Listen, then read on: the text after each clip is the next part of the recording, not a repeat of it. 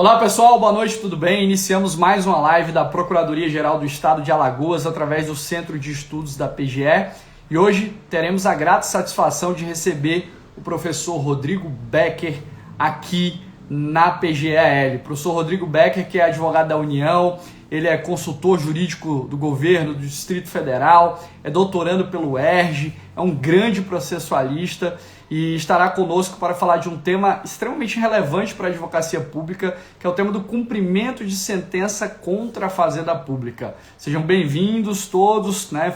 Fred, Robson, Natália, um abraço a todos. E hoje o tema é cumprimento de sentença contra a Fazenda Pública com o grande amigo, grande processualista, professor Rodrigo Becker. Deixa eu só colocar já o tema da live por aqui. Cumprimento de sentença e esperar o professor Rodrigo Becker.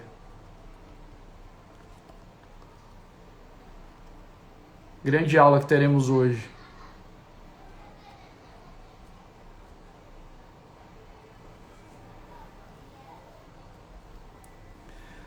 Pronto, tema fixado. Só aguardar o professor Rodrigo Becker. Como eu disse, é advogado da União, é consultor jurídico do Distrito Federal, é doutorando pelo UERJ, grande processualista, vários escritos já, está preparando uma obra exclusivamente sobre execução, então é um grande especialista no tema. Vamos aguardá-lo para que possamos começar a nossa live, nossa tradicional live aqui da PGE de Alagoas. Acho que o professor Rodrigo acaba de chegar. Vamos já...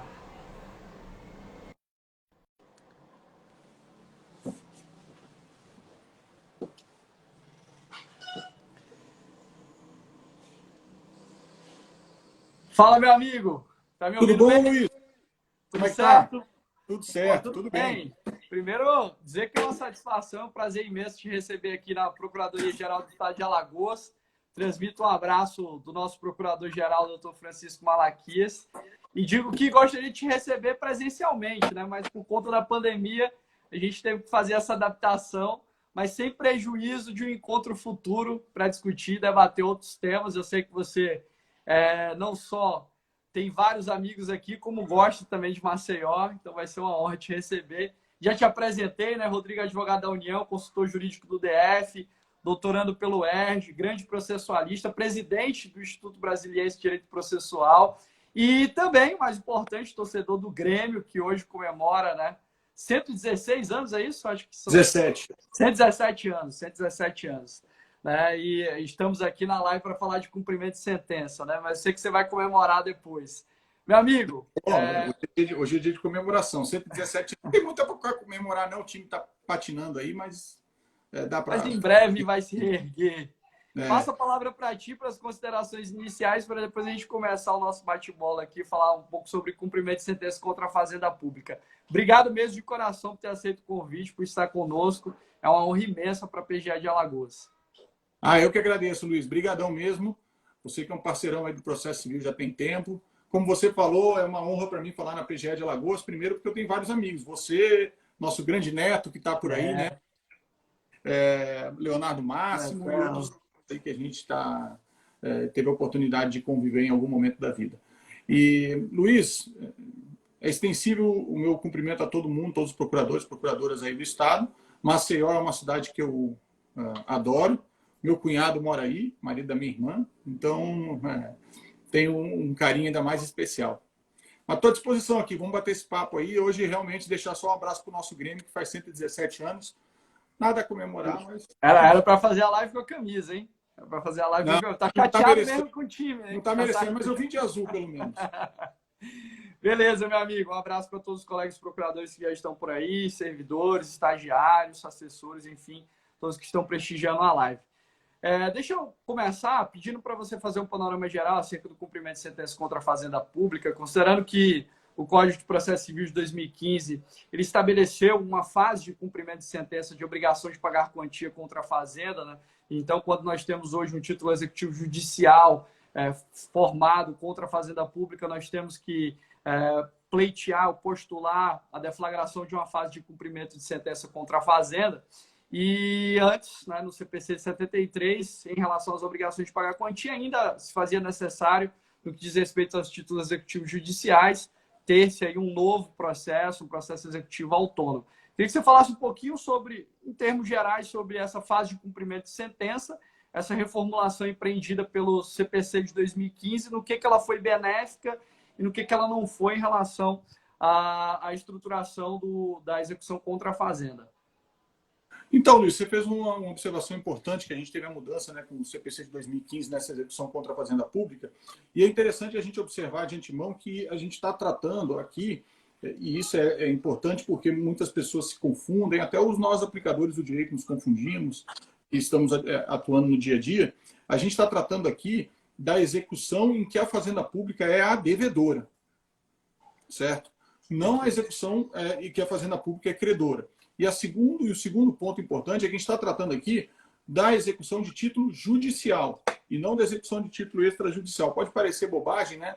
Mas o nosso sistema executivo é um sistema muito complexo em termos de normas procedimentais e de detalhes normativos, de modo que a gente precisa sempre conceituar e pontuar em que momento legislativo processual a gente está. Então, a gente está tratando aqui do cumprimento de sentença, né, da execução de título judicial e da execução promovida contra a Fazenda Pública, quando ela é devedora. E como você bem pontuou, a gente teve em 2005, 2006, ainda na vigência do Código de 73, uma mudança legislativa que retirou aquela ideia de que você precisava de um novo processo para executar sentenças judiciais.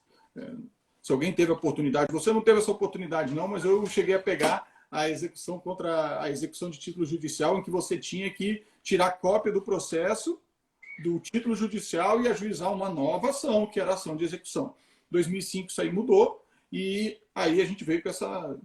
Bom, aí a questão é complexa, né? Complexa não, desculpa, é divergente, se é uma fase do processo ou se é metodologicamente apenas um tipo de ação dentro de uma outra ação já ajuizada. Enfim, aí vai depender de doutrinas, mas o importante é que a gente teve a ideia de que agora você não precisa de uma nova ação para executar um título judicial. E com o Código de 2015, isso acabou sendo previsto também para a Fazenda Pública, porque a mudança de 2005/2006 foi apenas para os particulares. A Fazenda Pública não entrava nessa. Agora, com a Fazenda Pública devedora, você também pode pedir esse cumprimento de sentença no próprio processo, o que é uma novidade, nem tanto, né? 4 anos já, mas o que é uma facilidade para os nossos adversos, né? Porque a gente tem aí os nossos adversários no processo, para uma facilidade. Você não precisa mais fazer uma nova ação, você faz o pedido de cumprimento no próprio processo. Perfeito, meu amigo. E dentro desse viés sincrético para alguns, né, de ter-se uma fase de cumprimento de decisão judicial, a pergunta que fica é, de fato, para se instaurar essa fase de cumprimento de sentença, há necessidade de requerimento expresso do credor, enfim, Isso. E necessariamente para que essa fase possa ser deflagrada, não pode ser iniciada de ofício, mas a pergunta que fica é a seguinte: a Fazenda Pública ela pode se antecipar ao eventual credor e se apresentar para pagamento dentro daquela perspectiva de uma eventual execução invertida? Isso é possível? Em que hipótese a Fazenda Pública? Isso seria interessante também prever-se ou ter-se uma execução invertida. Pô, Luiz, você já chegou com o pé na jugular, né? Eu já tô aqui, né? Você já chegou assim, o cara já tem que se defender num pezão, assim, você não dá nem aquele jabzinho para o cara se cuidar. Você já vai logo na jugular, que é para o cara aprender a se defender. Luiz, essa é uma questão interessante, né? Você fez aí, eu vi que você, no começo da nossa live, você fez uma pequena propaganda, vou aproveitar para fazer um pouco aqui, que é o meu manual de execução que está na editora já, né? Ele deve ser lançado aí no final do mês, no começo do mês que vem, por aí, mais ou menos. No meio do mês, vai. Um mês ele deve ser lançado. E eu tratei desse tema que você falou no manual. Perfeito. Eu entendo que não é possível. Não é possível a Fazenda Pública se antecipar e pagar por conta de uma vedação, a meu ver, constitucional. A vedação, ela está na Constituição, quando ela tem lá no artigo 100 dizendo que a Fazenda Pública paga por precatório. Como que ela vai se antecipar e pagar? Fazer isso, a meu ver, é você descumprir a regra, não só do precatório, como a regra da lista, a ordem de pagamento que tem que ter no precatório. Então, você tem uma ordem, né? A gente sabe que é a ordem de chegada. Aí você vai falar por que a fazenda, naquele processo, vai se antecipar e vai pagar, e nos outros ela não vai fazer isso. Se ela está fazendo isso, alguma coisa tem. E se a Constituição fala que tem que seguir uma lista, enfim, vai ter algum problema. Agora, isso numa condições de temperatura normal de pressão, né? O que não significa que não se possa, em algum caso específico, a Fazenda Pública fazer um acordo, certo? No processo, e aí a gente sabe que esse acordo, a depender do acordo, você pode aí fazer cláusulas em que o pagamento seja antecipado e tal. Mas aí, veja, para fazer um acordo, não sei como é que funciona na Procuradoria de Alagoas, mas no âmbito da União, para fazer um acordo, você precisa de autorização das pastas envolvidas, dependendo do valor do acordo da Advocacia Geral da União, do Advogado-Geral da União. Então, é toda uma sequência de atos que você precisa para fazer esse acordo. Não é simplesmente o advogado da União sentar lá e falar assim, olha, eu quero fazer um acordo. A menos que a alçada seja baixa, né? Quando a alçada é baixa, você até pode fazer isso. Mas quando a alçada é baixa, você entraria no sistema de pagamento por precatório. Então, precatório, desculpa, por RPV. RPV. Aquela ideia você não tem a ideia de violação à Constituição nesse caso. Agora, valores altos, você vai precisar de tantas autorizações que, na verdade, vão acabar suprindo essa questão, porque você vai ter algum fundamento para fazer esse acordo e passar na frente dos demais. Não é costume, não se faz isso, né? Normalmente esse acordo é feito já em execução, e há quem diga que, inclusive, o pagamento do acordo tem que seguir precatório. Então, veja, o acordo seria, na verdade, só para você evitar fases executivas. Não, perfeito. Então, a princípio, se fosse o caso de termos uma expedição de uma RPV, de uma requisição de pequeno valor, aí sim você vislumbraria a possibilidade de uma execução invertida. Por exemplo, se não fosse hipótese de expedição de precatório, mas sim de requisição de pequeno valor, mesmo assim não seria possível, a teu ver? Para mim, simplesmente a Fazenda chegar e falar assim, olha, saiu a sentença naquele ato entre o trânsito de julgado e o requerimento do credor, você chegar lá e falar assim, não, pode ficar tranquilo aqui que a gente vai pagar. Eu não vejo como fazer isso, a menos, volto a repetir, que haja uma autorização legislativa para isso. Pode ser que haja. Vai que alguma lei, uma lei estadual de Alagoas diga. Pode dizer. Nos valores, nas sentenças transadas de R$5.000, os procuradores podem requerer a Fazenda que seja feito o pagamento imediato da dívida sem contestação. Sem impugnação, caso seja cumprido. Então, você teria uma autorização legislativa. Sem isso, eu não vejo como. Perfeito, perfeito. Inclusive, o próprio STJ tem admitido em algumas situações a execução invertida em caso de expedição de RPV, né? Dizendo que a Fazenda Pública poderia se antecipar, enfim. E talvez... Mas aí, veja, com autorização judicial não tem problema, aí eu faço. E se ele mandar eu fazer, eu faço, aí não tem problema. Mas pensando por um viés utilitarista, seria até interessante, até porque a Fazenda Pública, nesse caso, ela poderia reduzir um passivo, né? Até de fluência de juros, correção monetária. E nessa perspectiva da realização de uma autocomposição, aqui a gente tem a nossa Câmara de Prevenção e Resolução Administrativa de Conflitos e toda uma estrutura também para que possa ser efetivado determinado tipo de acordo, de autocomposição pela Fazenda, né? Passando pelo Procurador-Geral do Estado, enfim, com a oitiva das partes interessadas. Mas, de fato, é algo complicado essa antecipação, porque essa antecipação, ela, de certa forma, ela pressuporia, né, uma estrutura diversa para o pagamento e talvez até se pensar no caso de requisição de pequeno valor, porque em algumas situações existe até hipótese que você tem necessariamente em alguns tribunais até a previsão de uma ordem para esse pagamento, mas e se não houver uma ordem específica, talvez fosse o caso de se possibilitar, mas é algo extremamente controverso, por isso que eu cheguei na jugular logo aí para ti. Só para completar esse assunto, Luiz, você vê que o problema que eu vejo é o seguinte: é óbvio que você não pode fazer você não pode fazer partir de um pressuposto de irregularidade da gente, de colegas procuradores, né? Mas o problema é o seguinte: você autorizar que um procurador se antecipe e pague, né, entre aspas, porque não vai tirar do bolso dele, mas ou determine o pagamento antecipada daquele valor, naquele processo, o cara do outro processo vai perguntar por que no meu não? Perfeito. A questão é por que no meu não? Por isso, quando eu te falei, quando há uma autorização legislativa, Aí todos os procuradores sabem que ele pode atuar de modo, daquela forma, ou seja, vai ser harmônica a atuação em todos os processos. E impessoal, né? Agora, no momento em que você parte para a discricionariedade do procurador, dele, olha, nesse caso eu acho que dá para fazer, no outro eu acho que não dá, você vai ter uma disparidade de atuação em relação a particulares de tratamento, que aí é que é o meu problema. Eu vi que alguém escreveu aí, o Luiz, que a questão orçamentária. A questão orçamentária, para mim, é o menor dos problemas, sabia? Porque se você tiver...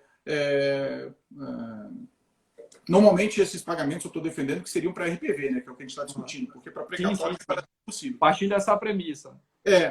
Como a disposição orçamentária para o RPV já existe, porque ela já está no orçamento do judiciário, esses pagamentos, então eu não vejo esse problema do RPV. O meu problema seria realmente você não ter uma autorização para isso e você atuar de forma díspara em relação a casos idênticos, né? De acordo com a carteira do procurador. Isso pode gerar uma violação em pessoalidade, enfim, de fato, é algo a se discutir. Perfeito, meu amigo. Então, vamos prosseguir aqui. Vou te dar outra na jugular já em relação ao tema. Brincadeira. Mas olha só, deixa eu te perguntar algo. Tem a Fazenda Pública, no bojo do cumprimento de sentença, ela apresenta como defesa a sua impugnação ao cumprimento de sentença, que tem uma restrição cognitiva no plano horizontal, só algumas matérias podem ser suscitadas, enfim. E aí o 535 regula isso, né? E tem a previsão, inclusive no 535, parágrafo 2º, que quando a Fazenda Pública ela eventualmente for questionar o valor, que ela apresente, indique o valor que desde logo deve ser apontado como adequado e apresente a sua memória de cálculo. E a chamada, né, exceção declinatória, excepto declinatória quant, né, a Fazenda Pública teria ali que apresentar e especificar adequadamente o valor.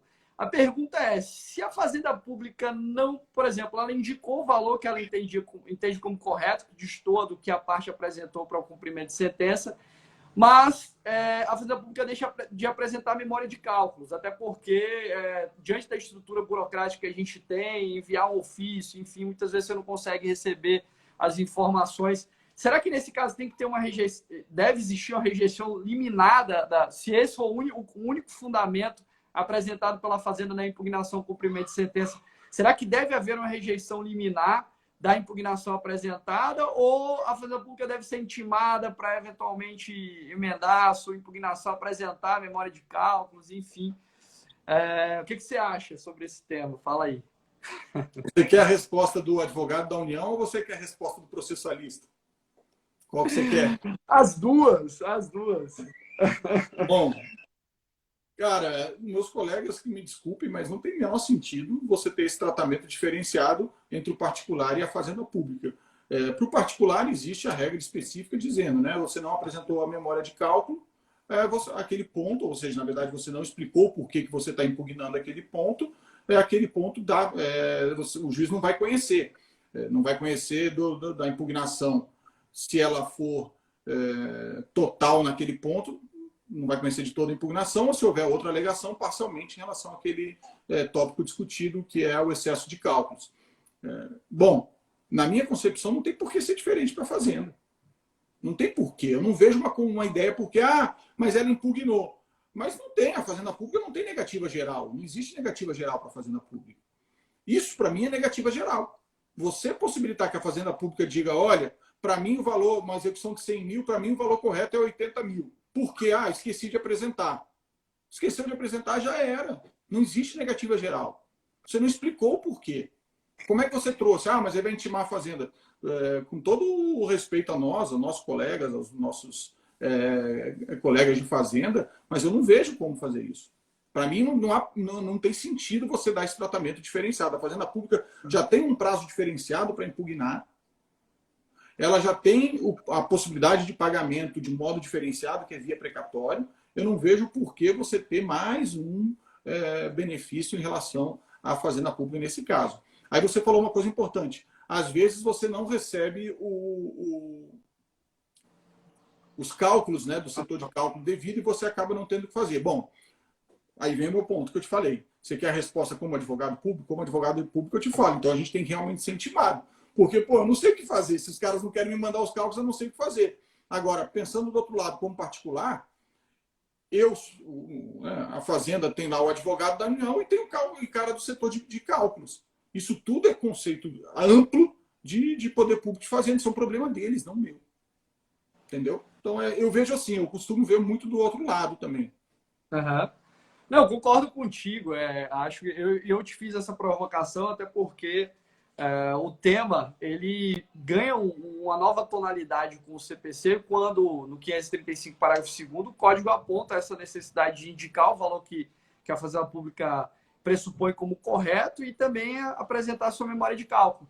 Mas só que tem um precedente do STJ, né, que até foi construído com base no repetitivo, que excepcionava a Fazenda desse dever de apresentar, né, adequadamente a memória de cálculo, enfim, e esse precedente ele foi reafirmado com o Código de Processo Civil de 2015, já num acordo de 2018. Né? Entende-se que, não, se for a Fazenda Pública de fato deveria ser intimada para emendar, enfim. Mas é uma controvérsia em relação à interpretação adequada do 535, parágrafo 2º. Né? Eu acho que a gente ainda vai ter muita discussão sobre o tema. Né? Por isso que eu te falei, quando você me perguntou, eu te falei qual a resposta que você quer dar. A minha, como processo, é que isso aí é absurdo. Né? Eu não vejo como você fazer isso, mas... É que você retratou muito bem aí as prerrogativas que a Fazenda tem dentro de um procedimento estruturado próprio para ela, com prazos diferenciados, né, com especificações diferenciadas em termos da sua manifestação, enfim. E é algo a se pensar. 525, né, Luiz? Lá no 525, existe a disposição expressa dizendo que para o particular ele não vai ser conhecido. Aí você vai agora fazer um tratamento diferente para a Fazenda Pública. Eu sei que se a gente alega, eu tenho que alegar, como advogado da União tem que alegar, eu tenho decisão favorável a meu favor. Eu, como te falei, como advogado da União, eu vou usar isso, mas como professor de processo, eu não posso aqui, não posso ser um professor de processo vinculado única e exclusivamente à minha carreira, né? Senão eu não vou fazer. Perfeito, aqui você está como professor, né? Então não pode gravar e depois mandar. Você não pode gravar e depois mandar para a parte lá, para o meu adversário no processo, dizendo o próprio advogado defende. Isso é complicado, né? Quando você tem mais.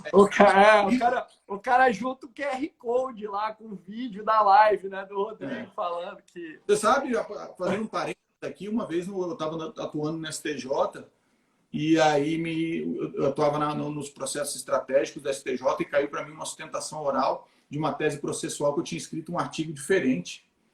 Aí eu cheguei e falei, pô, não tem como fazer essa sustentação oral. Me desculpa, vocês têm que botar outra pessoa. Porque como é que eu vou fazer essa sustentação oral? O cara vai na tribuna e vai falar, olha, esse procurador mesmo que está dizendo aí acabou de publicar um artigo defendendo coisa distinta.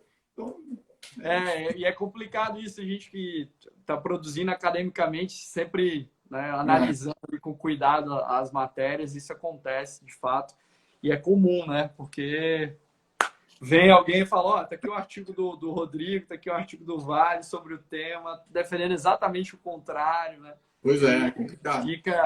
A gente fica em saia justa, né? Mas vamos lá, então, prosseguir aqui. Eu só estou mandando perguntas que estão na... Mostra um pouco, dá um jab só agora. Como é? Dá só um jab agora. Mas deixa eu te perguntar isso aqui, dever, né, te perguntar isso até.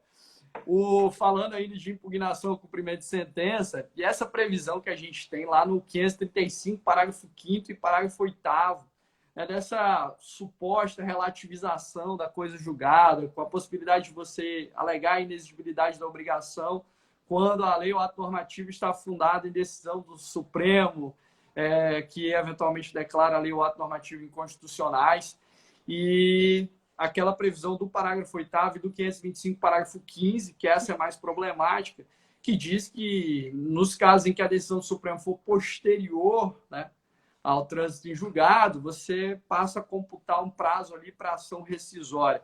A meu ver, esse dispositivo é de inconstitucionalidade chapada, né? Não precisa nem discutir, mas eu queria te ouvir quanto ao tema. Você acha que, de fato, há vício nesse dispositivo no 535, parágrafo 8º e no 525, parágrafo 15º? Depois disso, eu tenho outra pergunta para você. Eu não sei o que você escreveu no livro, estou ansioso para ler também. Mas... Cara, esse é um tema que eu escrevi umas quase 10 páginas no livro sobre isso. É um tema que eu já tinha escrito um artigo, aí eu peguei, dei botei mais um pouco de conteúdo e escrevi no livro. Então, é um tema que eu estudei bastante. Bom, vamos lá. Você me perguntou se eu acho que é inconstitucional. Luiz, eu poderia te dar uma resposta mais simples de dizer é inconstitucional. De fato é, certo? Se você pensar do ponto de vista formal mesmo, ser bem formalista, pegar... e aí você começa a se socorrer daquela de princípio, segurança jurídica, né? Você vai ter aí qual a segurança que você tem de poder manter uma decisão transitada em julgado por 20 anos, depois de 20 anos pode vir uma ação rescisória e acabar com essa decisão transitada em julgado. De fato, você tem aí um argumento muito forte pela inconstitucionalidade. Só que tem um pequeno detalhe, né, Luiz, que foi a razão pela qual esse dispositivo foi incluído no CPC de 2015. E eu digo isso porque os caras que incluíram esse dispositivo são meus amigos, que sugeriram a inclusão, né? Desculpa, são meus amigos. Você deve conhecer também um ou outro aí. E eles me explicaram umas razões, e eu vivi isso na G1, um pouco das razões. A grande questão por trás dessa inclusão está a proteção, esse que é o ponto, está a proteção do erário, a proteção do dinheiro público. Por quê?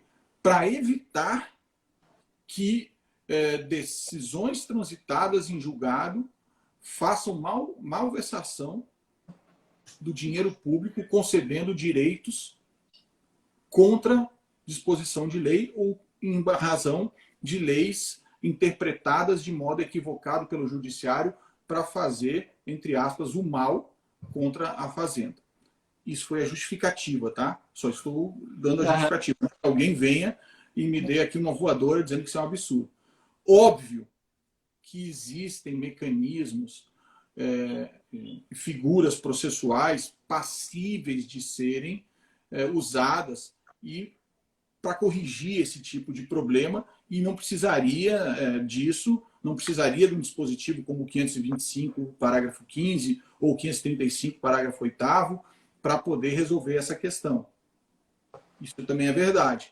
Mas eu estou explicando que a questão não é tão... Quando a gente pensa assim, é inconstitucional, se você analisar do ponto de vista unicamente aqui, mais ou menos vou ter que me despedir da roupa de advogado público para colocar a roupa de processualista e falar, se a gente pensar única e exclusivamente do ponto de vista processual, há um problema muito grave, talvez intransponível, de inconstitucionalidade por você ter uma ação rescisória sem prazo, né? Vamos colocar assim, essa é uma ação rescisória sem prazo, que desconstitui uma coisa julgada sem prazo. Há quem diga, né? Não sei, você já deve saber, você deve saber até mais que eu, que a própria ação rescisória é inconstitucional porque não prevista na Constituição.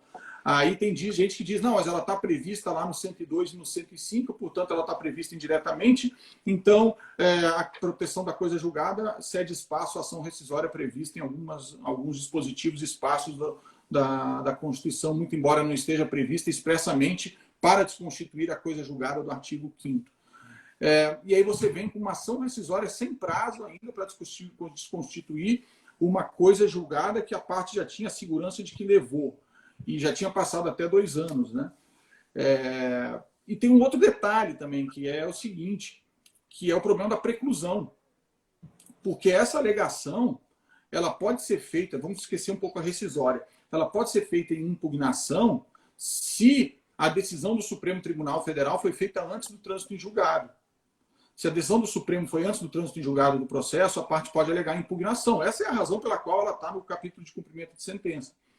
Só que, olha só, é meio tosco, né? O sistema é meio tosco, porque assim, ele diz lá no 525 e no 535 que todas as matérias, ele não diz isso, mas vocês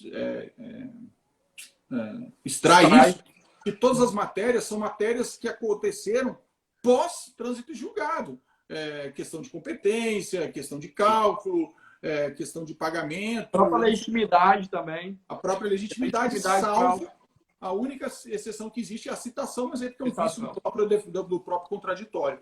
E aí você admite que uma matéria que não foi deduzida no processo de conhecimento seja trazida no cumprimento de sentença, na impugnação ao cumprimento de sentença, que há a existência de uma declaração de inconstitucionalidade do Supremo. E aí todo aluno me pergunta isso em sala de aula. Toda vez que eu dou essa aula, o aluno me pergunta: mas professor, por que a parte não alegou no processo se já podia ser alegado porque já existia a decisão?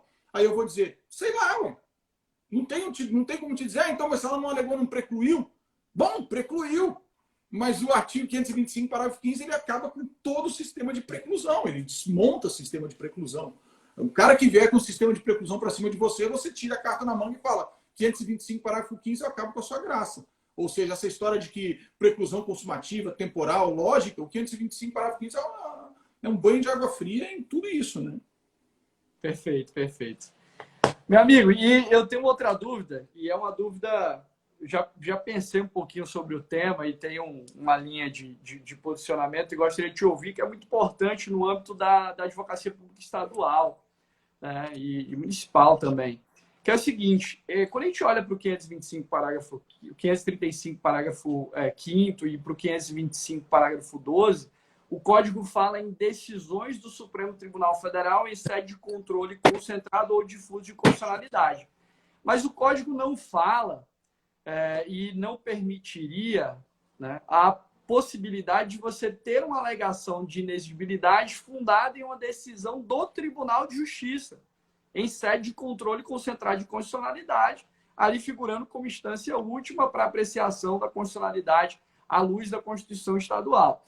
Eu, particularmente, e já vou te adiantar o meu posicionamento, não sei, nunca te ouvi sobre isso, já te ouvi sobre muitas, e já li muita coisa sua escrita, mas sobre isso especificamente desaprendeu, certamente, não faça mais isso, viu? Não cometa mais esse equívoco de ler as coisas que eu escrevo. Mas, de forma alguma, e eu estou esperando o livro, viu? Estou esperando o livro. Eu também, estou ansioso. Recebi ontem, inclusive, um e-mail da editora para saber se estava de acordo no negócio da capa lá. Ah, massa, massa. E aí já estou indicando aí para todo mundo. Mas é o seguinte, a pergunta é: seria possível suscitar, né, o Estado, por exemplo, de Alagoas, suscitar a inexigibilidade da obrigação com base numa decisão do TJ de Alagoas, que em sede de controle concentrado de constitucionalidade entende que aquela lei ou ato normativo é inconstitucional? Será que por via da eventual simetria, e até pensando numa ideia também de talvez de federalismo processual, não seria possível defender isso? Ou você acha que não, porque o dispositivo tem que ser interpretado de forma restritiva mesmo? Não. Para mim, essa de todas que você me perguntou agora, é a que eu vou ser mais contra a Fazenda. As outras, como advogado público, eu defendo na qualidade de advogado público. Essa eu não defendo nem como advogado público. Eu acho que é contra a lei essa. Eu acho que isso é uma interpretação contrária ao 525. Não é esse o objetivo do 525, a meu ver. Porque você tem... O parágrafo 15, desculpa. Porque ele já seria, o 535, parágrafo 15, já seria uma hipótese excepcional. E aí... Você já está tratando uma hipótese excepcional. Eu vou até pegar aqui o meu código, só para a gente ler. O 525, como é que ele fala? Olha só. O parágrafo 15, né? Parágrafo 12. 12, desculpa. O 15 é o da ação rescisória. Olha só. Ele fala aqui: para efeito do disposto no inciso tal, considera-se também inexigível a obrigação reconhecida em título executivo judicial fundado em lei ou ato normativo considerado inconstitucional pelo STF ou fundado em aplicação e entendimento como incompatível com a Constituição em controle de constitucionalidade concentrado ou difuso. Para mim, não há dúvida de que o controle concentrado ou difuso é do Supremo. Uhum. Eu não vejo, assim, você já está... Imagina você aceitar isso em controle difuso do tribunal. Pô, aí você também já está... O negócio já é difícil. Já é uma coisa fora do excepcional. É excepcional. E aí você vai admitir ainda também no âmbito do controle difuso de tribunal, eu realmente não vejo como. Mas é claro, a gente, como advogado público, parece que a nossa criatividade ela se regenera a cada dia, né? Então a gente Tem que acaba. ser, né? Tem que ser. Ela cria várias e várias ideias.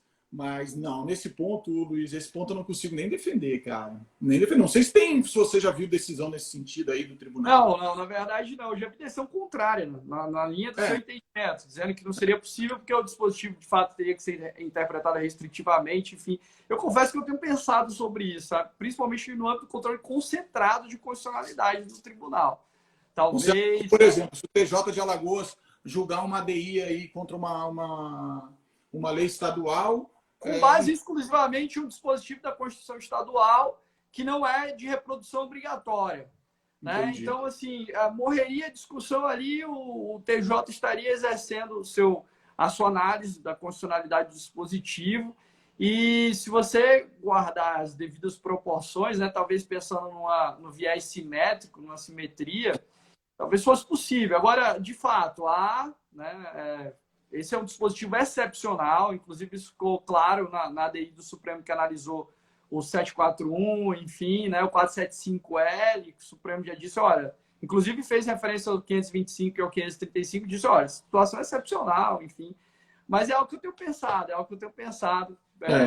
e até escrever um artigo sobre isso. Mas vamos lá. Aproveitar e mandar um abraço para o Marco Peixoto, né, seu coautor de coluna no meu STJ, grande amigo, grande processualista. Paulo Mendes passou por aqui, Lenda, Tariane, enfim, tem um pessoal, tem uma audiência qualificada aí. A Lenda é a nossa secretária lá da nossa associação, né? Massa, show de bola. Inclusive, estivemos juntos aí recentemente, né, no evento da... Pô, foi sucesso. Da NEP. Oi? Nosso evento foi sucesso lá, né? Sensacional mesmo. Meu amigo, vamos continuar aqui com o nosso debate. Só estou aqui mandando. Esse eu consegui me defender melhor. Né? Tô só te atacando e você aí na defesa. Mas vamos lá. Deixa eu te perguntar outra coisa. Discussão sobre possibilidade ou não, e aí é outro tema muito controverso, de aplicação de medidas executivas atípicas no cumprimento de sentença de pagar quantia contra a Fazenda Pública. Com base no que discutiu o 139.4, talvez o 297, enfim, pensando nesse viés amplo e geral, será que seria possível impor medidas executivas atípicas, né, contra a Fazenda Pública? Né? Marco já escreveu sobre isso com o Renato, enfim. Outro ponto que eu quero ler no teu livro também, não sei se você tocou nessa questão, mas me diga aí. Toquei. Imagina só, deixa eu te fazer uma pergunta. Imagina só, você é advogado aí da Procura do Estado de Alagoas, chega uma medida para pagar um medicamento para determinada pessoa, o Estado não cumpre e o juiz manda recolher o teu passaporte. O que você acha? Veja, eu particularmente, em relação a esse ponto, né, acho que as medidas atípicas aplicadas, olhando por um prisma geral, né, eu acho que elas, em alguns contextos, tem que ser analisada em cada caso, porque em cada caso você pode vislumbrar uma desproporcionalidade na medida, né, como nessa hipótese, né, você simplesmente suspendeu o passaporte, ou coisa do tipo, talvez, né? Por isso que o STJ estabeleceu alguns critérios para isso, mas acho complicado, como já teve até suspensão de fornecimento de energia elétrica, né, do órgão. Mas é o que eu estou te falando, olha o detalhe, Luiz. Por que eu te fiz essa pergunta capciosa? Porque o nome é medidas atípicas, certo? Atípicas, pela expressão, vai dizer que são coisas fora da tipicidade. Se é fora da tipicidade, a medida atípica pode alcançar o procurador? Esse é o meu ponto. Porque quando a gente fala em medida... A meu ver, ela não poderia atingir, ela não poderia atingir o advogado público, né? A meu ver, ela não poderia atingir. Eu também não tenho dúvida. Né? Dúvida alguma que ela não poderia atingir o advogado público. O gestor, a gente... tipo, o gestor já talvez pensasse, mas não sei se admitiria. Me preocupa isso só quando a gente fala em medidas atípicas contra a fazenda. Então, eu dei esse exemplo tosco. Obviamente, isso não vai acontecer. Ninguém vai suspender o teu passaporte porque o Estado não pagou fornecimento, não pagou um determinado medicamento. Mas o exemplo é tosco, mas para mostrar uma coisa, que essa expressão medidas atípicas, ela tem uma conotação tão ampla que a densidade normativa dela é tão ampla que você possibilita, como a gente já viu, situações esdrúxulas e poderia justificar uma situação esdrúxula dessa. O juiz poderia dizer, mas é atípica. A lei fala que eu posso usar medidas atípicas e agora eu estou fazendo o seguinte, eu estou olhando o processo aqui e o doutor Luiz Vale, ele não oficiou a fazenda para cumprimento da decisão. Então, ele que tem que ser punido. A medida é atípica. Só estou te mostrando como o problema da expressão medidas atípicas ele envolve algo que, a meu ver, precisava ser melhor regulamentado pelo código, pelo legislador. Você tem aí uma densidade normativa muito ampla, porque você deixa uma discricionariedade sem fim o que o cara pode fazer. Mas respondendo a sua pergunta, para mim, sim, pode haver medida atípica contra a fazenda pública, desde que, e aí vem outro problema também, principiológico, aberto, que é desde que haja uma razoabilidade na medida. Só que eu defendo uma outra coisa ainda. Eu defendo que a medida atípica me fugiu a palavra, aplicada, a medida atípica aplicada, que ela tenha um caráter... também me fugiu a palavra, hoje estou ruim, hein? Quando é depois da outra. Supletivo, caráter supletivo, certo? Ela só pode ser aplicada na ausência de eficácia das medidas típicas. Então, ou seja, seria um viés subsidiário. Seria subsidiário. Isso. Supletivo. E o segundo ponto, a medida atípica, a meu ver, tem que ter relação mínima com aquilo que se pretende no processo. Dou um exemplo. Não tem sentido, a meu ver, você restringir passaporte de alguém devedor de uma multa se o cara tem bens para pagar. Perfeito. Para mim, foge a razoabilidade e não tem relação. Certo? É uma medida atípica que eu não vejo relação. Agora, eu não vejo problema, por exemplo, numa medida atípica contra o poder público, como você falou aí, de suspensão do fornecimento de energia. Não vejo problema de suspensão do fornecimento de energia por uma atividade praticada pelo poder público que não seja essencial. Você não vai suspender o fornecimento de energia para um hospital, mas não tem problema de você suspender o fornecimento de energia para um clube público, né? Vamos botar aí alguma atividade de lazer do Estado. Não veria problema em relação a isso. Obviamente vai ter um monte de discussão se é possível ou não, for corte de energia do poder público e tal, mas a princípio eu não vejo esse problema, desde que obviamente seja por um não pagamento da conta de luz para a fornecedora de energia, obviamente se ela for privada. Mas contra o advogado público você entende possível? Não, zero. Aí para mim não tem. Não só contra o advogado público. Vou deixar isso claro. Não só contra o advogado público, quanto o privado também. Eu acho que o advogado não pode ser punido por algo do qual ele não é sujeito direto de direitos. Porque o direito que está sendo disputado no processo, salvo os honorários, não é do advogado. Ou não, a não ser que ele esteja em causa própria. Né? Perfeito. Mas aí, se ele estiver em causa própria, é bom que se diga, ele não vai estar sendo o objeto da medida atípica por ser advogado, mas sim por ser o titular da pretensão que está sendo discutida ou resistida. Né? Perfeito. Então, quer dizer que eu eu posso ter uma medida executiva atípica contra a Fazenda Pública, mas aí eu vou te devolver com outra pergunta. E a Fazenda Pública pode se valer das medidas executivas atípicas? Porque tem um julgado que eu questiono sempre do STJ, que em sede de execução fiscal, né, entendeu que a Fazenda Pública não poderia se valer das medidas executivas atípicas, porque o crédito público já era por demais privilegiado, principalmente levando em consideração a estrutura e o procedimento da execução fiscal. Mas com muito mais razão não seria cabível a implementação de medidas dessa natureza, principalmente quando não se tem efetividade das medidas tradicionais? Por que o poder público não poderia utilizar? Só pelo fato de ter um procedimento diferenciado? O que você acha? Você concorda com o STJ? Não concordo com o STJ, mas admito que tem fundamento a posição do STJ. É bem defensável você dizer, olha, principalmente quando a gente fala de execução fiscal, a execução fiscal, a própria certidão de dívida ativa, ela tem uma presunção muito forte, né? Ainda mais que ela é uma certidão formada unilateralmente pelo Estado. Então você tem uma presunção muito forte nessa certidão. Então, o que eu quero dizer com isso é que, de fato, o STJ tem uma certa razão. Agora, a razão do STJ acaba quando a gente vê que a própria lei não faz essa distinção. E, mais uma vez, querem fazer distinção onde a lei não faz.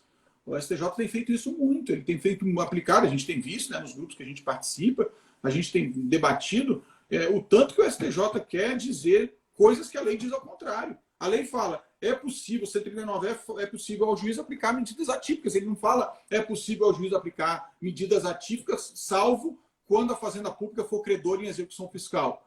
Isso é uma limitação normativa que o STJ fez sem estar prevista no texto legal. Né? Perfeito. Não, eu concordo contigo 100%. É isso mesmo. E me diz uma coisa, continuando aqui. Aí, o papo tá bom, fui olhar para a hora aqui, já falta só 13 minutos. E essa limitação do Instagram é osso. Mas vamos lá, e você tem que comemorar ainda os 117 anos do Grêmio. 8 horas, viu? Você pode assistir aí também. Pô, show de bola. 8 horas é festa ao vivo do 117. Ao vivo, é? Pô. Ao vivo, é. Se bem que, vou te falar que o meu Ceará tá super bem, né? Tranquilo, ganhou do Flamengo. Pô, teu Ceará, cara, eu curto teu Ceará, eu gosto. Teu Ceará tá bem. E eu vou te falar outra coisa, eu admiro você e mais outros colegas cearenses, por torcerem para o Ceará. Por torcerem para o Fortaleza. Porque eu vejo o pessoal aí no Ceará, tem 2 times na primeira divisão, fica torcendo para time de São Paulo. Aí não dá. Não, aí cadê o prestígio do Estado? Não, de jeito nenhum. Meu time não ganha campeonato nacional. Cara, mas é o teu time. O meu time um dia não ganhou também. Faz parte, velho. Em breve teremos. Mas e ganha a Copa do Nordeste pra caramba. Oi? Ganha a Copa do Nordeste. Ganhou a Copa do Nordeste, enfim. O Ceará tá bem organizado esse ano. É o primeiro time do Nordeste a passar, né? Na verdade, do Ceará a passar 3 anos seguidos na Série A, enfim. Aí, ó, viu? Esse tipo de coisa não comemorar com o que tem, a gente tem que comemorar com isso mesmo, cara. Pô, eu sou fã de pessoas que torçam para os times de onde nasceram e de onde cresceram. Agora, eu também confesso que não dá para o cara no Amapá torcer com o time do Amapá, porque aí também o futebol é quase amador, né? A gente sabe que é mais difícil. Mas um estado, Pernambuco, Bahia, Ceará, que tem times na Série A, não tem porquê, né? Tem razão. Próxima live a gente faz com a camisa dos times. Vamos marcar aí. Deixa eu te fazer uma pergunta. Um empate com o Grêmio. Honorários. Diga. Honorários em cumprimento de sentença. Me diz uma coisa. O parágrafo 7º do 85, ele fala, alguém falando do Mengão. O Mengão apanhou do Maíra foi minha aluna. Ela insiste em torcer para o Flamengo. Insiste. Então, assim, Maíra. Você perdeu o Ceará 2-0. Mas deixa eu te perguntar uma coisa. O 85, parágrafo 7º, ele fala da dispensa, né, do pagamento de honorários e quando for caso de expedição de precatória, a Fazenda Pública deixar de apresentar a impugnação ao cumprimento de sentença. Aproveitar e mandar um beijo para a professora Flávia Rio, que está aqui conosco. Já esteve também na live falando sobre desjudicialização da execução, fantástica. E aí a pergunta é a seguinte, inclusive Léo Cunha, né, defende que, se for o caso, nas hipóteses de expedição de RPV, nós teríamos sim, mesmo que a Fazenda Pública não apresente impugnação, condenação em verba honorária. Então, na leitura do 85, parágrafo 7º, se não for caso de expedição de precatório, for caso de expedição de RPV e não tiver impugnação, mesmo assim cabem honorários. Aí vem Marco e Renata e diz o seguinte, olha, mas se tiver uma ordem para pagamento do RPV também, enfim, talvez nós não teríamos que falar em honorários em caso de não impugnação. Qual é o teu entendimento? Como é que você acha que é a questão da fixação de honorários no cumprimento de sentença quando não é caso de expedição de precatório e a Fazenda Pública deixa de apresentar a impugnação do cumprimento de sentença? Eu admito, Luiz, que eu nunca entendi muito bem a razão da distinção da STJ. Vou ser bem honesto. Eu não entendi muito bem, que eu quero dizer assim, eu sei qual é, mas eu não entendi muito bem o porquê de fazer essa distinção para fins de RPV e não fazer para fins de precatório. Mas, enfim, a gente tem que respeitar o entendimento da Corte Superior, até porque ela foi feita em recurso repetitivo, então você vai ter que aplicar. Bom, o que eu penso? Eu sigo a posição nesse ponto de que você não precisa, se a Fazenda Pública vai pagar, né, que é o caso que você está querendo dizer aí, ela não faz a impugnação, não é isso? Você está falando... Isso, exatamente. Deixa de apresentar a impugnação. Isso. Ela deixa de apresentar a impugnação, o crédito recebeu o que a gente chama de segundo trânsito em julgado, né? Porque a gente sabe que para pagar tem que ter dois... É até difícil de explicar, mas tem que ter dois trânsitos em julgados, né? Você tem que ter o trânsito em julgado da ação de conhecimento, você tem que ter o trânsito em julgado da impugnação ou dos embargos da execução, se for título extrajudicial. Perfeito. Você já tem os dois trânsitos em julgados. O segundo trânsito em julgado, não houve qualquer tipo de resistência. Concorda? Não houve resistência. Certo, não houve resistência. Aí eu te pergunto, por que o tratamento diferenciado? Também não entendo. Pois é, eu não consigo compreender esse tratamento diferenciado. Mas, enfim, a gente tem que respeitar. Então, qual é a minha posição? Para mim, tem que regular tudo da mesma forma. O que for aplicado para precatório tem que ser para RPV. Não sei se você pensa desse jeito também. Não, eu concordo contigo nesse caso. Inclusive, se a Fazenda Pública não apresenta resistência, né, vai efetuar o pagamento. Não tem por que fixar, né? Com todo respeito aos advogados, e a gente acaba sendo advogado, porque isso também vale para a gente, né? Vamos pensar, isso vale no sentido contrário, né? Quando a gente for credor. E a gente pode ser credor, você pode ser credor contra a União, por exemplo. Você pode ter uma causa do Estado de Alagoas contra a União, que você seja credor contra a União. Vamos pensar o seguinte, você faz uma petição de cumprimento e você vai levar 10% do valor da condenação. Aí vamos botar que seja pela metade, 5%, você vai levar 5% do valor da condenação por uma petição. Cara, as coisas têm que ter parcimônia também, né? Eu não impugnei, eu não fiz nada. Você fez uma petição, apresentou seus cálculos. Eu falei, não vou fazer nada, ok, vou deixar. Você já vai receber os honorários do processo de conhecimento. Aí você vai receber em dobro, porque na verdade você está dobrando aí, né, praticamente. Por não ter feito, sem ter feito nada assim. Olha, se há resistência, tudo bem. Não, mas aí é outra coisa. Eu não tenho dúvida. Se há resistência, o próprio entendimento do STJ é nesse sentido, né? Mas aí você chegou num ponto de percentual, né? Nesse caso, vamos supor que haja resistência da Fazenda Pública, enfim, e sejam fixados honorários na fase de cumprimento de sentença. Esses honorários têm que ser fixados com base nos parâmetros do 85, parágrafo 3º? É o que está sendo discutido agora no STJ, né? O STJ está debatendo exatamente essa questão. Veja, se o STJ vai entender que cabe os honorários, que pelo menos diga que o juiz pode fixar ele de acordo com critérios equitativos. Porque se ele tiver que fixar isso com base no percentual lá, daquele do parágrafo 3º. Parágrafo 3º, percentuais, Terceiro e quarto. Isso, dos percentuais. Imagina, uma execução que seja de 100 mil e a Fazenda Pública, por uma razão, não impugna, você vai pagar lá mais a porcentagem do código, que eu não lembro de cabeça qual que é, 3, 5% em cima de 100 mil de novo. Ou seja, 2 vezes. Então, assim, eu entendo que é muito complicada essa questão. É bem complicada essa questão. Então, vamos ver o que o STJ vai dizer. Se ele falar que tem que aplicar, se ele falar que tem que aplicar, ele vai ter que dizer que tem que ser pelo menos equitativo, porque se ele falar no percentual, meu amigo, aí sabe o que vai acontecer, Luiz? A Fazenda vai impugnar tudo.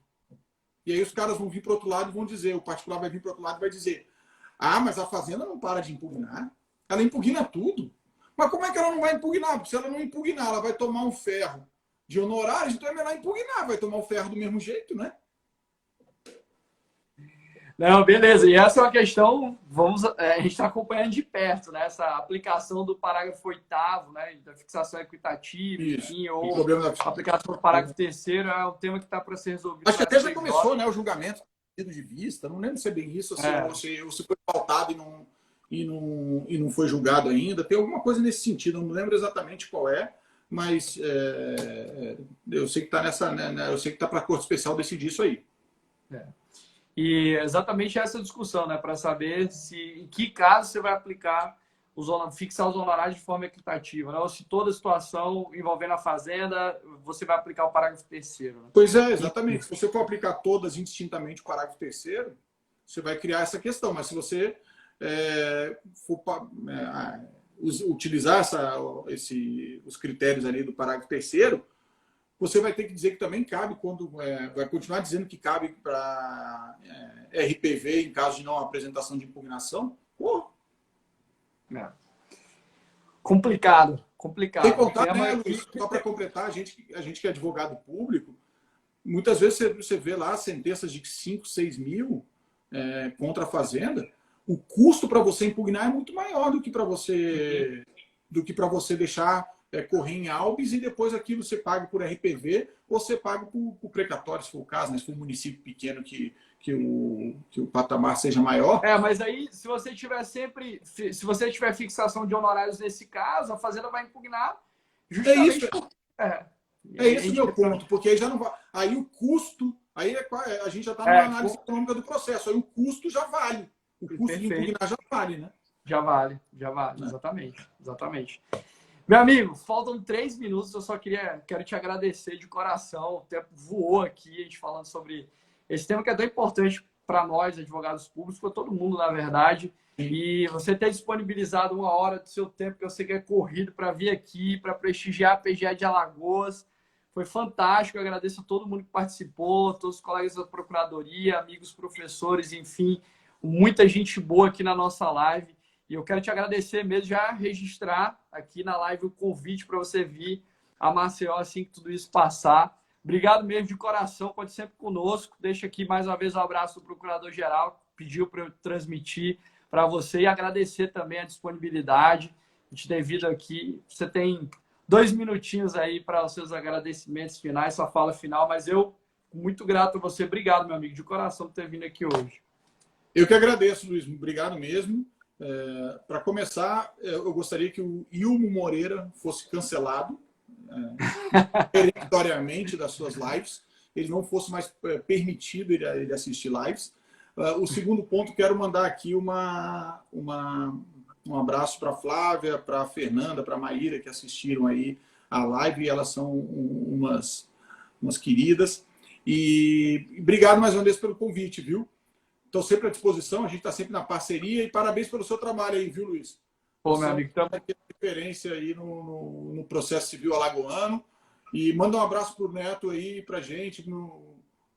Pode deixar. Eu que querendo aprontando aí, puxa a orelha dele se precisar. Tá esperando você chegar para marcar o churrasco aqui. Pô, tamo junto. Passar essa pandemia. Meu amigo, obrigado. Um abraço para todo mundo aí. Valeu, a live fica salva. Valeu, Luiz. Da PGE. Valeu, amigo. Um abraço. Valeu, abração. Valeu, tamo junto.